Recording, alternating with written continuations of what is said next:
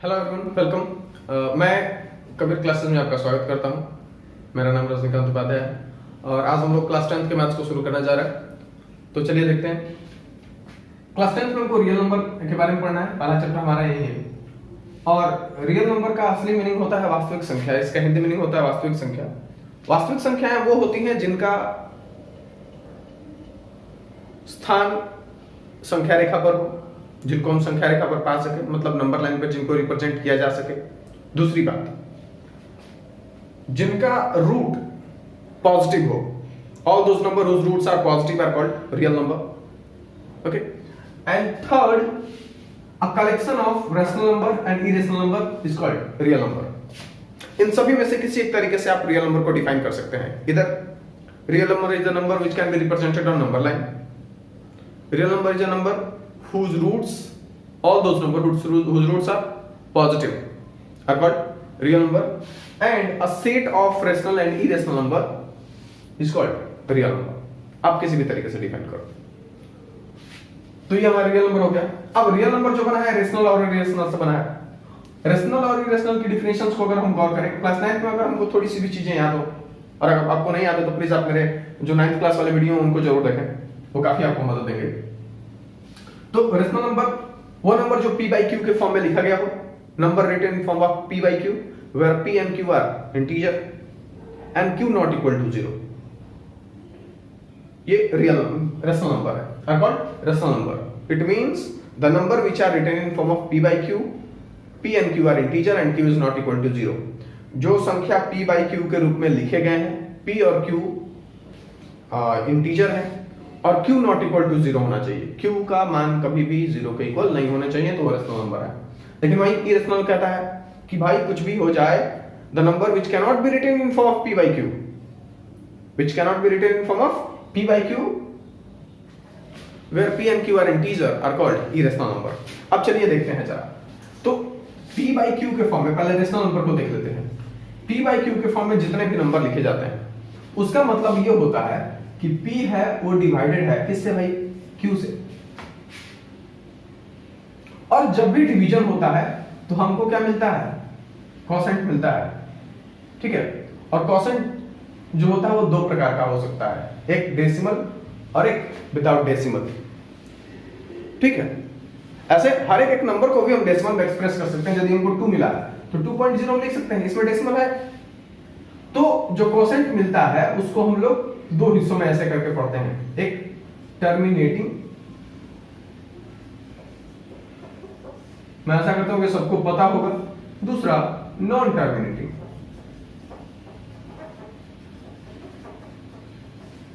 Terminating का मतलब वो होता है जो डिवाइड करने के बाद कहीं ना कहीं जाकर के क्या हो जाए, समाप्त हो जाए। लेकिन नॉन टर्मिनेटिंग में वो होता है जो कहीं ना कहीं जाकर के समाप्त ना होए, डिवाइड होते रहे। तो ये भी नॉन टर्मिनेटिंग भी दो प्रकार का होता है। अब देखिए यहीं से इरेशनल नंबर निकलेगा। नॉन टर्मिनेटिंग अगर केवल हम रेशनल में पढ़ रहे हैं तो नॉन टर्मिनेटिंग में एक ही प्रकार का होता है, इसमें जो भी होता है रीअकरिंग। रीअकरिंग का मतलब एक ही चीज बार बार आकर होने लगे, या फिर एक ही सेट ऑफ नंबर बार बार आकर होने लगते हैं। तो इन दोनों प्रकार के डेसिमल को हम लोग क्या कहते हैं, रेशनल नंबर का डेसिमल कहते हैं। तो रेशनल नंबर में दो प्रकार के नंबर होते हैं अगर डेसिमल के तौर पे देखा जाए तो। एक होता है टर्मिनेटिंग डेसिमल और दूसरा होता है नॉन टर्मिनेटिंग डेसिमल, जिसमें डेसिमल समाप्त नहीं होता है, लेकिन एक चीज निश्चित हो जाता है कि एक ही प्रकार का नंबर बार बार रिपीट होता है। लेकिन वही इरेशनल जो होता है, इसमें ना ही डेसिमल समाप्त होता है और ना ही कोई एक particular set of number repeat करता है। वो समाप्त भी नहीं होता है और डिजिट्स भी रिपीट नहीं करते हैं, हर वक्त अलग अलग नंबर आते रहते हैं। यही होता है रेशनल और इरेशनल। आगे बढ़ते हैं।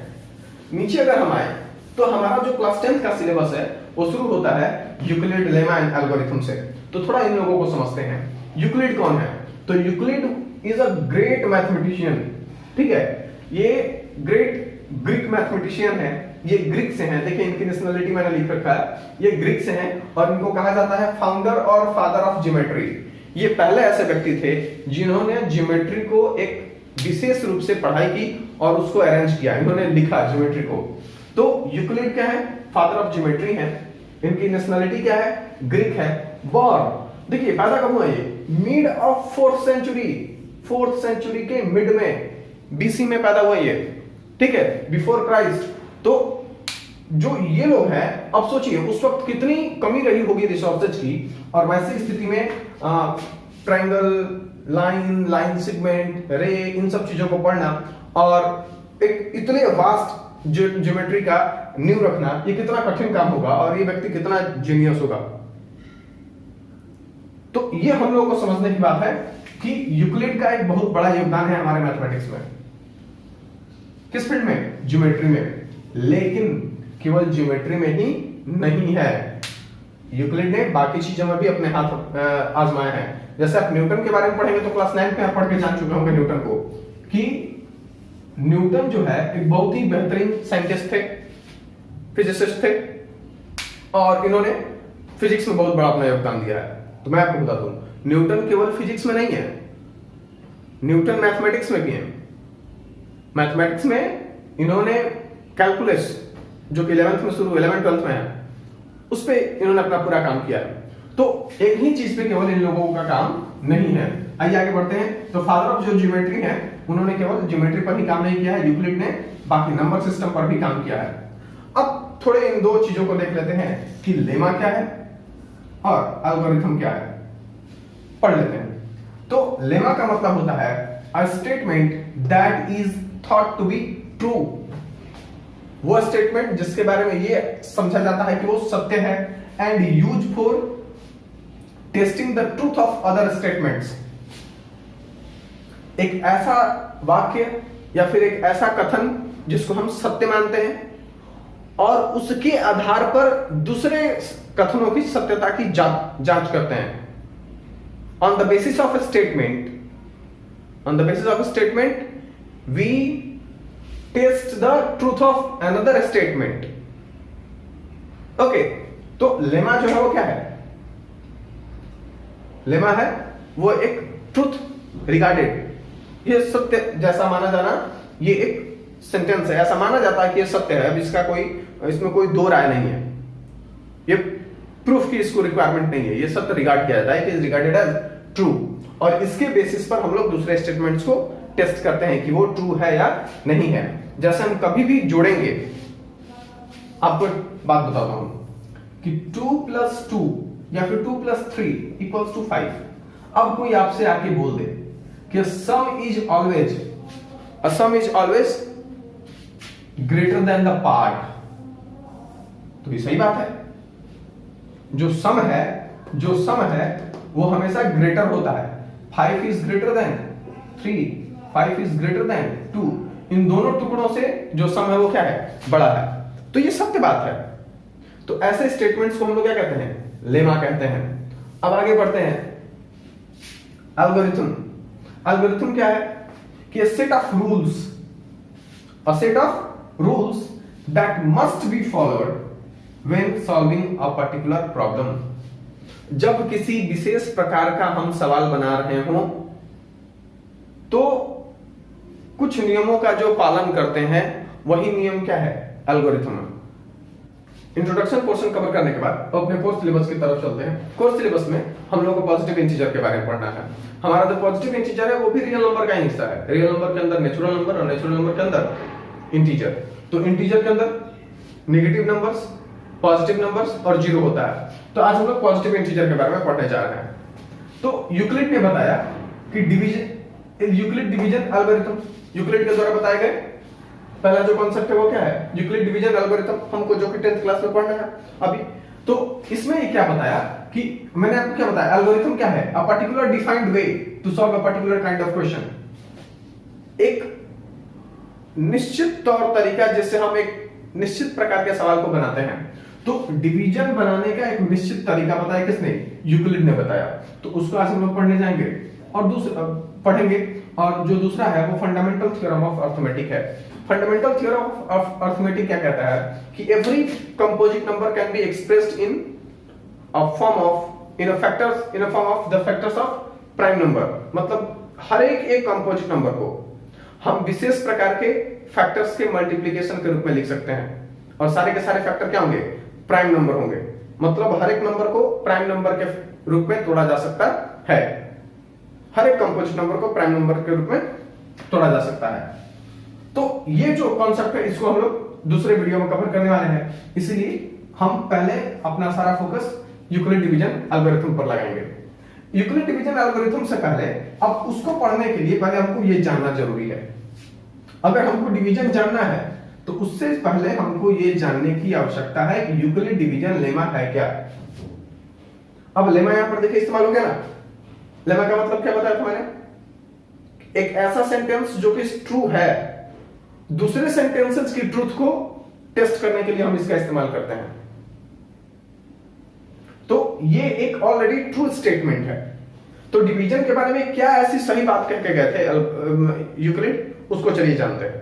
तो उन्होंने ये बताया कि अगर दो पॉजिटिव इंटीजर हैं और दोनों के बीच में डिवीजन हो रहा हो, if A and B are two positive integer, then there must be another positive integer Q and R related to A and B.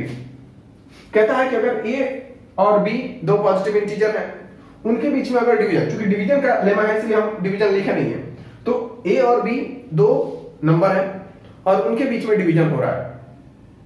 If A and B are positive integer and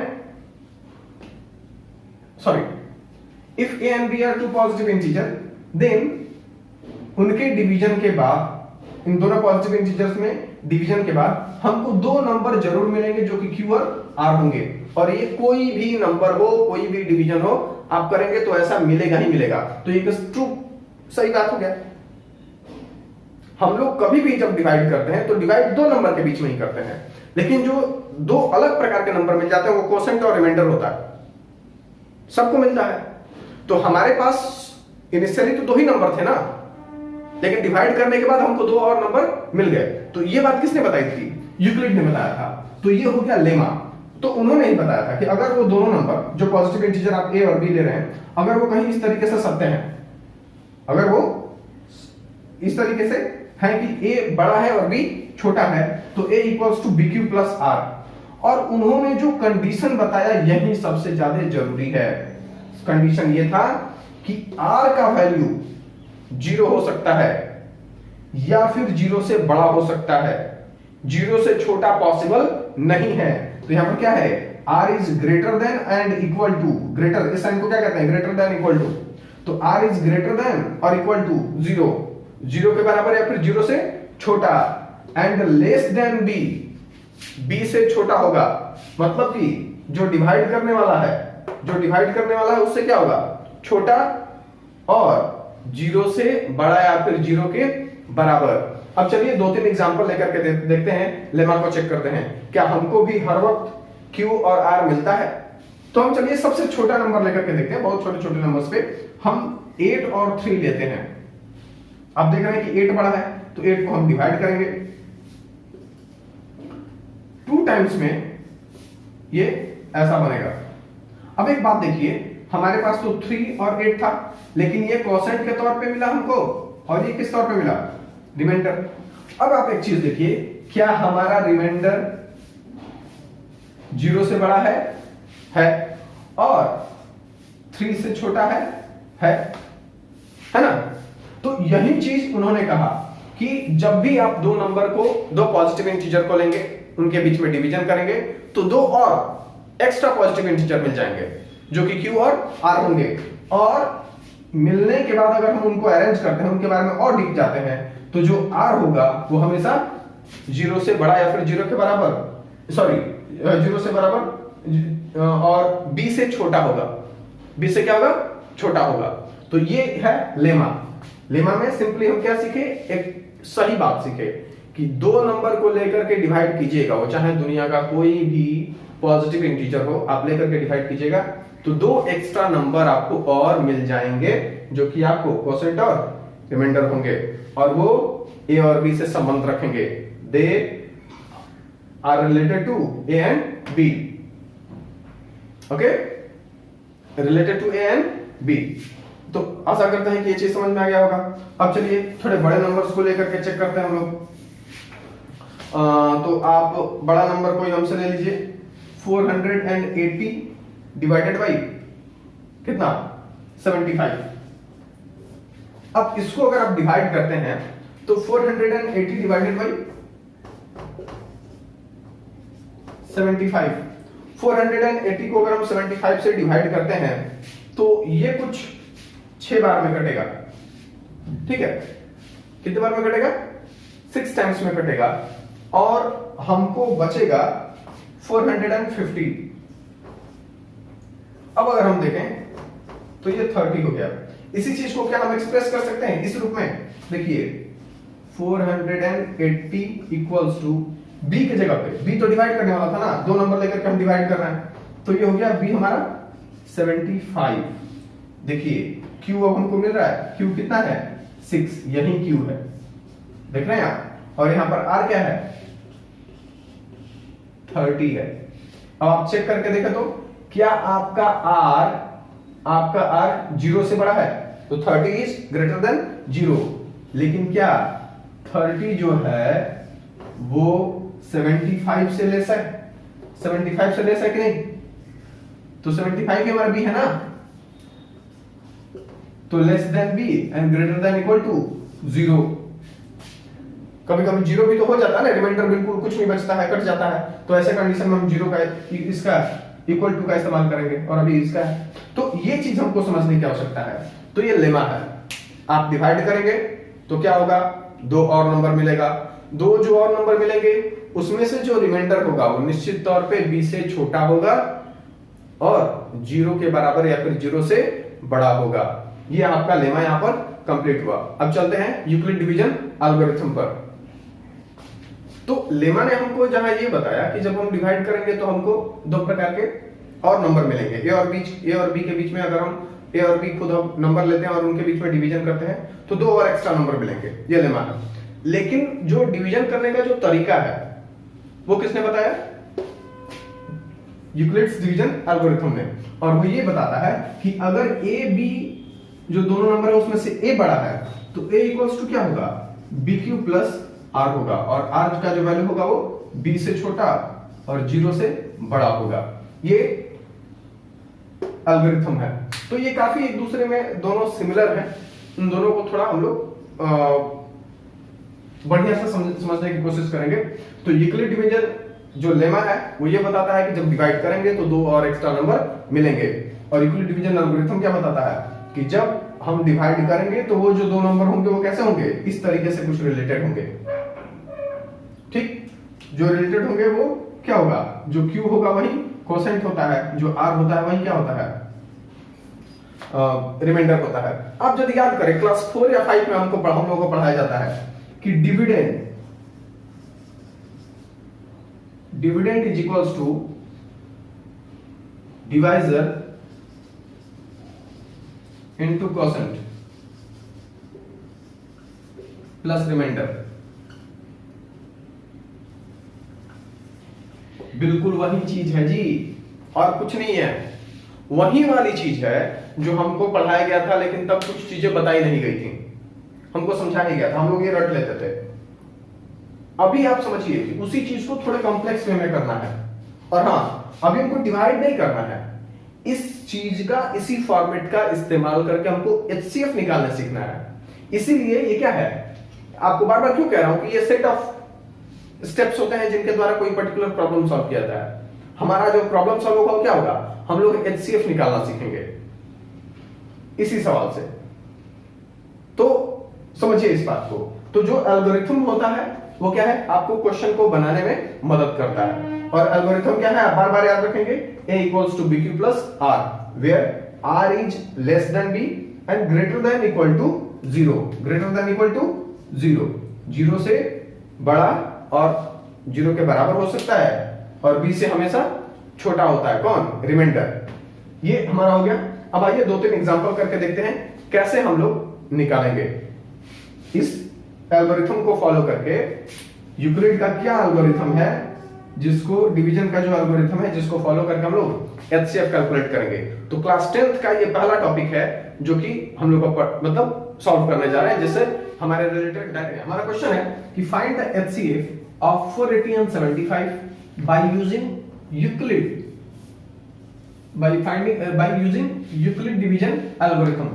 Euclid division algorithm को इस्तेमाल करके हम HCF हमको निकालना है। अच्छा, HCF निकालना तो हम 6 और 7 में भी जानते थे। वो हमको क्या बताया गया है कि आप डायरेक्ट ऐसे करो, बड़े वाले नंबर को छोटे वाले से डिवाइड कर दो, ये हम सभी जानते हैं। तो 6 टाइम्स में जाएगा 450 हो जाएगा। तो ये छोटा हो गया 75 से। तो अब क्या करेंगे, हम 75 को यहां पर रखेंगे और 2 टाइम्स में ये 60 हो जाएगा, बचेगा 15, फिर यहां पर आएगा 30 और 2 टाइम्स में 30। तो जिस नंबर से पूरी कट जाए, जब रिमाइंडर 0 आ जाए और उस वक्त जो डिवाइजर रहता है, तो हम क्या लिखते हैं, HCF ऑफ 480 एंड 75 इज 15। ये हमारा सॉल्यूशन हुआ। कब? इसको कहते हैं लॉन्ग डिवीजन मेथड से। किस मेथड से? लॉन्ग डिवीजन मेथड से। लेकिन अगर यही चीज हमको यूक्लिड डिवीजन लेमा से बनाना हो तो हम कैसे करेंगे? हम जानते हैं कि by Euclid division algorithm, lemma मैंने क्या दिया था, algorithm A equals to BQ plus R, where R is greater than or equal to 0 but less than B। चलिए समझते हैं। तो हमारा बड़ा नंबर कौन है? 480 है। 480 is equals to B हमारा कौन है भाई? 75 है। कितने बार में मल्टीप्लाई हुआ था? 6 टाइम्स में। तो रिमाइंडर कितना बचेगा? 6 टाइम में गया था तो रिमाइंडर हमारा 30 बचा था। अब देखिए एल्गोरिथम का यही काम है। अब एल्गोरिथम में क्या होगा, अब जो दूसरा डिवीजन हुआ था, आप देखिए यहां पर जो दूसरा डिवीजन हुआ है वो कौन डिवाइड हुआ है? ये हमारा नंबर। तो अभी उसी एल्गोरिथम को फॉलो करके अब हम 75 यहां पर लिखेंगे और ये 75 अब किससे डिवाइड होगा? 30 से। जी 75 किससे डिवाइड हो रहा? 30 से ना। जो पीछे रिमाइंडर था वो भी डिवाइजर हो गया। कितने बार में लेके जाएंगे? तो 2 टाइम्स में। कितना बचेगा रिमाइंडर? 15। अभी जो डिवाइजर था वो फिर आगे क्या होगा? डिवाइड होगा। अभी 30 डिवाइड होगा। 30 इक्वल्स टू 15 इंटू 2 प्लस 0। भाई साहब जहां रिमाइंडर 0 आया ना, वहीं का जो डिवाइजर होगा वहीं HCF। देखिए आ गया ना। तो अभी लिखेंगे हम HCF ऑफ 480 and 30 is 15। एक और एग्जांपल करके देखते हैं। एक दूसरा एग्जांपल लेते हैं जिसमें हमको 2 नंबर कुछ इस प्रकार से दिए हुए हैं। तो सॉल्व करने से पहले हम लिखेंगे by Euclid division algorithm, let A equals to 867, B equals to 225। तो जैसा कि आप देख सकते हैं कि A is greater than B, तो हम क्या लिख सकते हैं? A equals to BQ plus R, where R is greater than equal to 0 and less than B। तो लिखते हैं। तो हमारा जो ग्रेटर नंबर है वो कौन है? 867 is equals to 255। अब इसको कितने बार में डिवाइड करेंगे भाई? तो हम लोगों को इसको मल्टीप्लाई करना पड़ेगा 3 टाइम्स में। तो हमारा रिमाइंडर बचेगा 102। आप इसको ऐसा भी करके देख सकते हैं, बहुत आसान है ये। 867 अपॉन कह रहे हैं हम 255। तो जब 3 टाइम्स में मल्टीप्लाई करेंगे आप, तो हमको मिलेगा 3 5 जा 15 का 5, 3 5 जा 16 का 6, 3 2 जा 6 on 7। तो ये हो जाएगा 201। तो ये हो गया इतना। अब मैंने क्या बताया था आपको कि जब रिमाइंडर बच जाए तो रिमाइंडर से ही पहले वाले डिवाइजर को किया जाता है। तो अब जो पहले वाला डिवाइजर था वो खुद डिवाइड होगा। तो अगले स्टेप में यूक्लिड डिवीजन लेमा में जो अगला स्टेप होगा वो यहां पर आ जाएगा। तो 255 is equals to 255। तो ये 2 टाइम्स में जाना चाहिए। तो क्या हो जाएगा? 204, 5 में से 4 जाएगा 1 और ये कितना हो जाएगा 5, ये कैंसिल आउट हो गया। तो अभी हम इसको भी अरेंज कर लेते हैं 102 इंटू 2 प्लस कितना बचा है 51, और फिर अब 51 से कौन डिवाइड होगा 102, तो 102 इक्वल्स टू करके देख लेते हैं 102 2 टाइम्स में, तो यहां पे कितना हो जाएगा 51 इंटू 2 प्लस 0, देखो 0 आ गया। तो यूक्लिड डिवीजन का कैसे इस्तेमाल करना है थोड़ा बहुत फिर से समझते हैं। पहला ही कर लेंगे, ठीक, बच गए। जो डिवाइजर था पहले वाले लाइन में वो आ जाता है यहां पे, और जो रिमाइंडर था वो डिवाइजर बन जाता है। फिर डिवाइड किए, जो डिवाइजर था वो यहां पे, और जो रिमाइंडर था वो डिवाइजर बन जाएगा, और जहां पे 0 आ जाएगा उसी का डिवाइजर जो होगा वो क्या होगा HCF होगा। तो HCF ऑफ क्या हो जाएगा HCF ऑफ 867 एंड 102 इज 51। तो ये बहुत कुछ इजी क्वेश्चंस है, इन लोगों को हमको समझने की आवश्यकता है।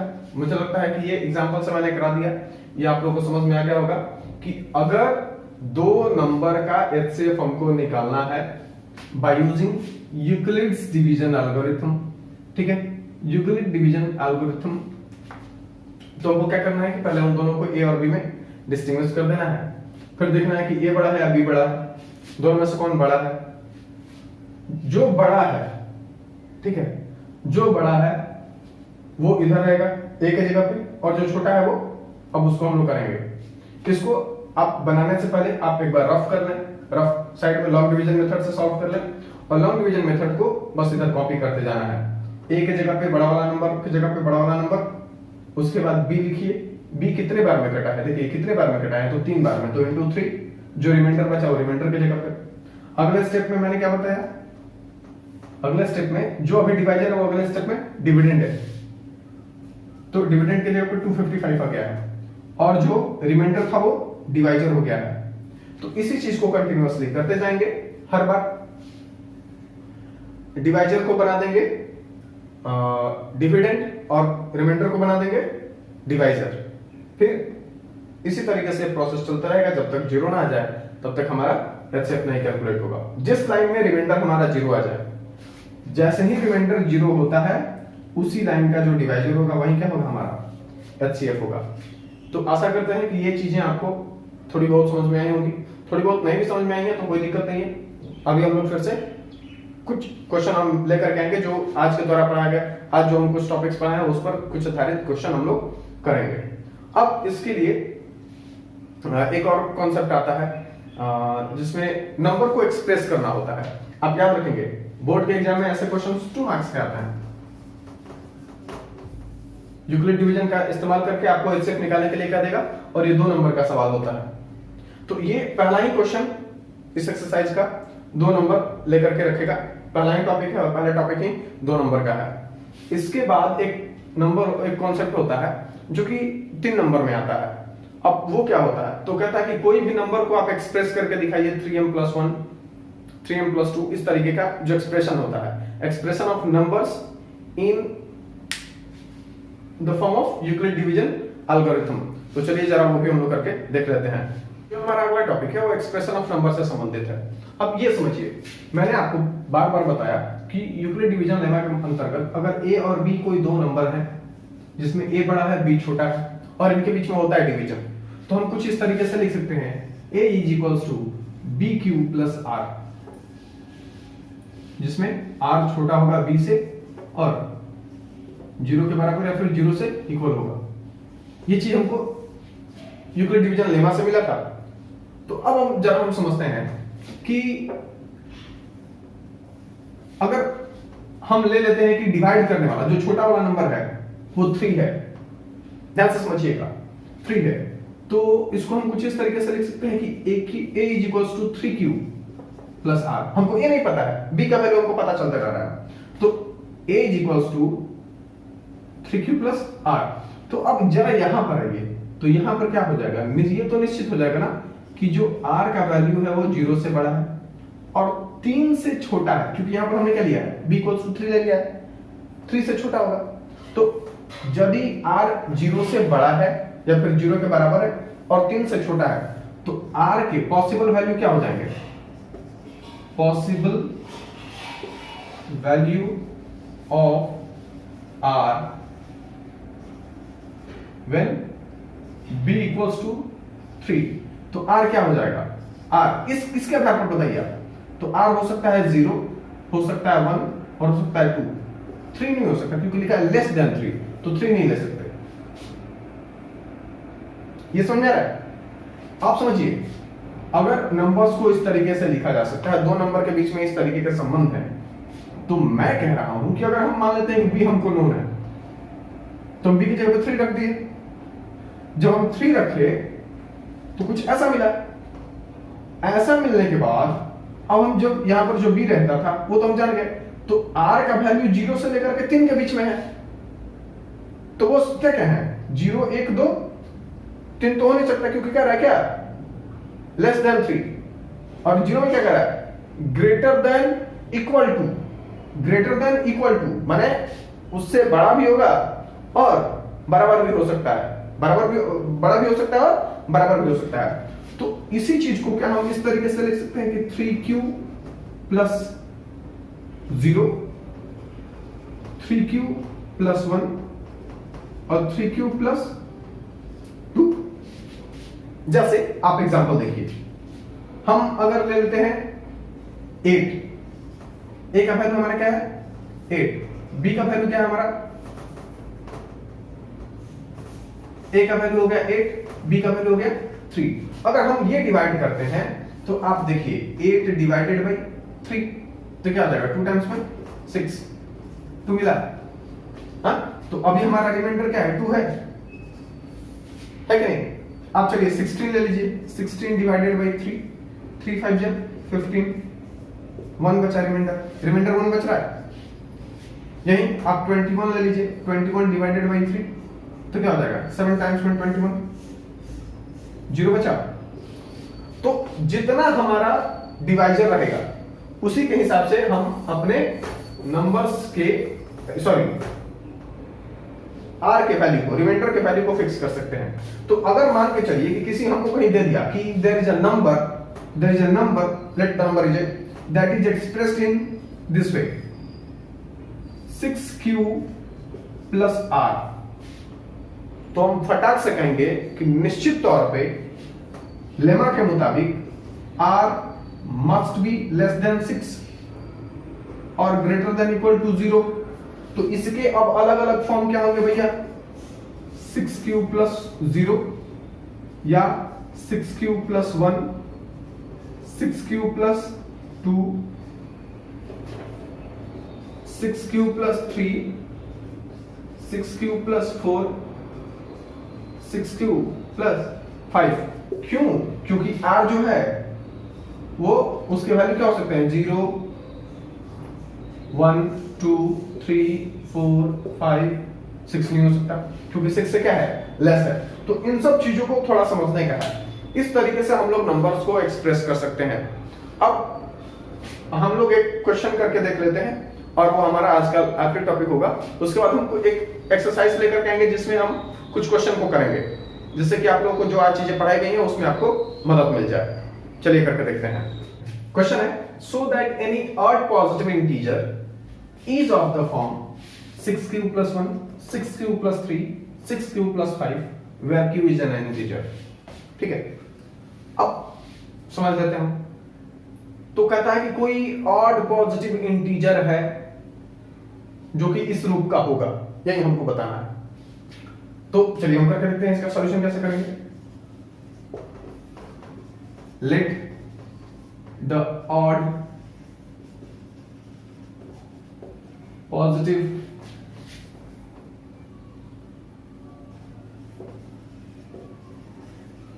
integer be a।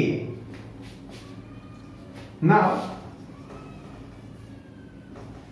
by Euclid division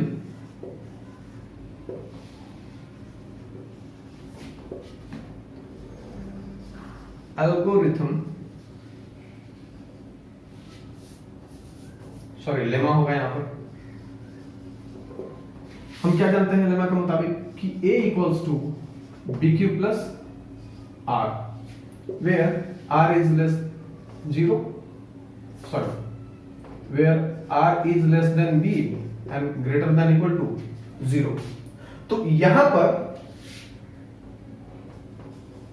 here b equals to 6, देखिए तो इन हर एक फॉर्म में b की जगह पे क्या है, bq प्लस r होता ना, bq प्लस r की जगह पे तो 1 2 3 है, लेकिन b की जगह पे क्या है 6 है, तो b इक्वल्स टू 6। अब जब b इक्वल्स टू 6 है तो ये क्या कुछ ऐसा हो जाएगा 0 और लेस देन 6, मतलब कि r का वैल्यू क्या हो जाएगा, then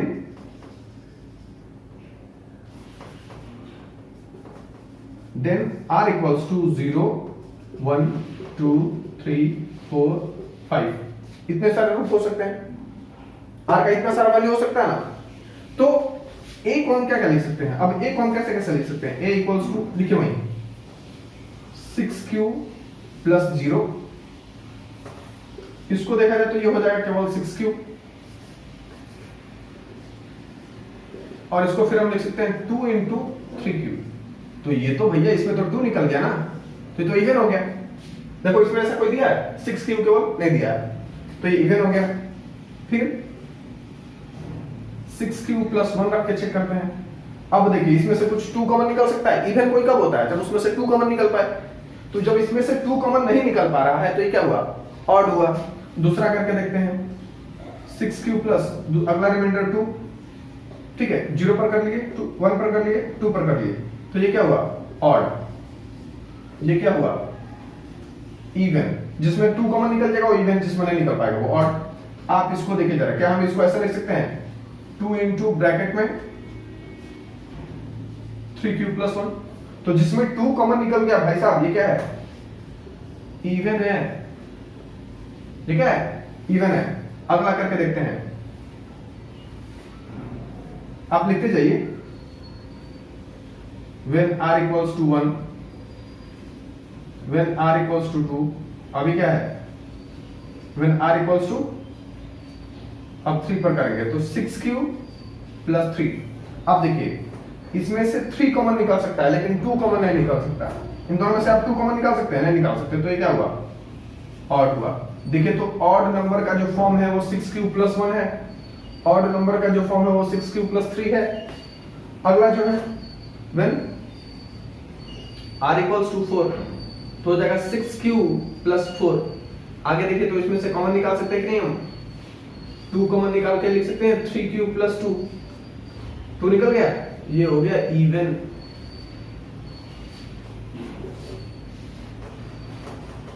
when r equals to 5, r का वैल्यू 5 लेकर के देखते हैं तो क्या लिखेंगे a equals to 6q plus 5। इन दोनों में से निकाल सकता है क्या, आपको निकाल सकते हैं आप कुछ कॉमन, इसमें से कुछ कॉमन नहीं निकलेगा, तो ये क्या हुआ ऑड। हेंस ये प्रूफ हुआ कि 6q प्लस 5, 6q प्लस 3 और 6q प्लस 1 ये सब के सब क्या हुए ऑड हैं, और बाकी जो रिमेनिंग है वो इवन है। तो ये बहुत इजी है लेकिन थोड़ा समझना पड़ता है, बच्चों को यही समझ में नहीं आता है कि इसको a कैसे मान लेंगे, b का वैल्यू 6 ही कैसे होगा, तो उसमें ज्यादा ध्यान देने की जरूरत नहीं है। वो खुद ही कह रहा है कि वो इस फॉर्म का है, इसमें q दिया हुआ है। तो आप याद कीजिए जो लेमा बताया गया था उसमें क्या था 6, जो bq था ना, bq था, तो निश्चित तौर पे b का वैल्यू क्या है 6 है। अब जैसे ही b का वैल्यू क्लियर होता है तो हम r का वैल्यू भी निकाल सकते हैं, और r का वैल्यू निकालने के बाद हमको ये 6 वैल्यू मिलेंगे, वो 0 से जब होगा तब 0 से होगा। अच्छा एक चीज और, जो b का वैल्यू होगा उतने ही r होंगे। b का वैल्यू कितना है 6, तो देखिए 6 रिमाइंडर्स हैं, 1 2 3 4 5 6, 6 रिमाइंडर है ना 0 से लेकर 5 तक, तो ये याद रखेंगे। फिर हर एक अब मान के चलिए यही स्क्वायर करने को रहता है तो हर बार उस नंबर का स्क्वायर करके देखते हैं, तो वो हम लोग एग्जांपल वाले सेशन में देखेंगे। अगले वीडियो में। तो मैं आशा करता हूं कि ये चीज आपको समझ में आ गया होगा। आप अपना कमेंट और लाइक करके जरूर बताएं कि आपको इसमें चीजें क्या पसंद आई, कहां पर कोई कंफ्यूजन है। अगर आपको कोई कंफ्यूजन है तो आप जरूर आप कमेंट बॉक्स में कमेंट ड्रॉप करें, उसके हिसाब से हम लोग कोई इंप्रूवेशन जो भी पॉसिबल होगा हम लोग जरूर करेंगे। Please like share and comment and thank you.